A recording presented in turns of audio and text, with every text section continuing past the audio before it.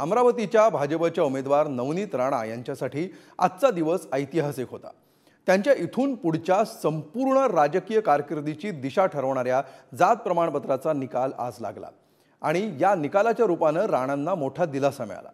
या निकालाची पार्श्वभूमी आणि नवनीत राणांपुढे असणाऱ्या राजकीय आव्हानांचा आढावा घेणारा हा विशेष रिपोर्ट।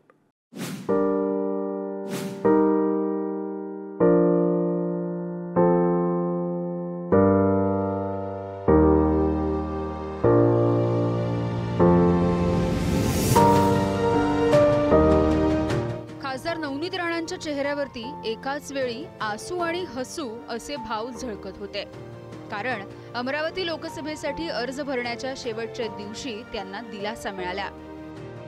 बहुप्रतीक्षित जात प्रमाणपत्राचा राखीव निकाल नवनीत राणांच्या बाजूने लागलाय। मुंबई उच्च न्यायालयाने राणांचं जात प्रमाणपत्र बनावट असल्याचा निर्णय दिला होता, मात्र सर्वोच्च न्यायालयाने तो निर्णय रद्द करत नवनीत राणा यांचं जात प्रमाणपत्र वैध असल्याचा निकाल दिला। त्यामुळे लोकसभा निवडणूक लढवण्याचा त्यांचा मार्ग मोकळा झालाय।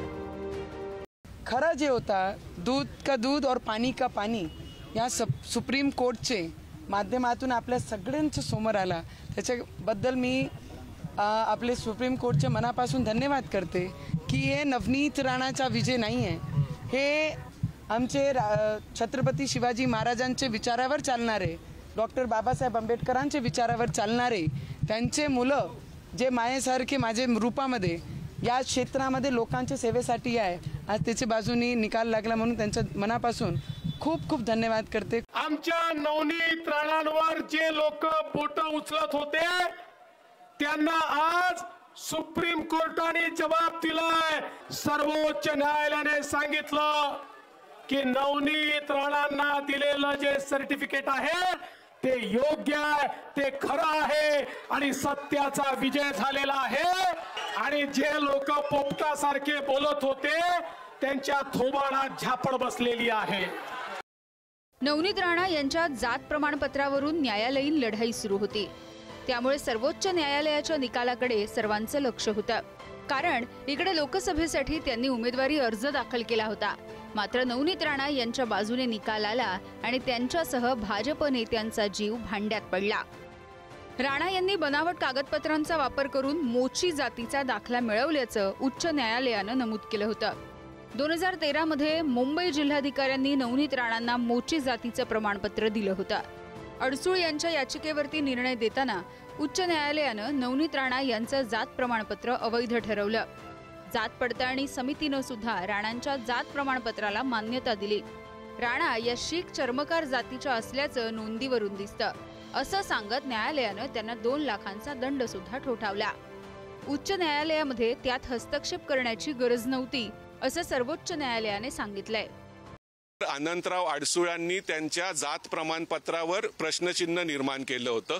मुंबई हायकोर्टाने 2021 मध्ये त्यांचं जात प्रमाणपत्र रद्द ठरवलं आणि त्यांच्यावर 2 लाखाचा दंड पण ठोठावला। 2021 मध्येच नवनीत राणा ह्या सुप्रीम कोर्टात आल्या।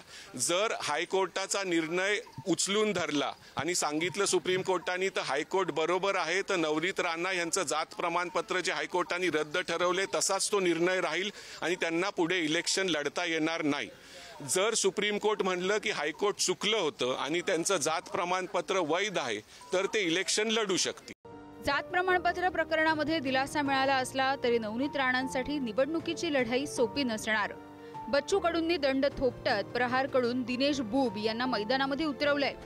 दिनेश बुब यांचा अर्ज भरताना बच्चू कडूंनी सुद्धा जोरदार शक्ती प्रदर्शन केलं आणि भाजपला चॅलेंज दिलं।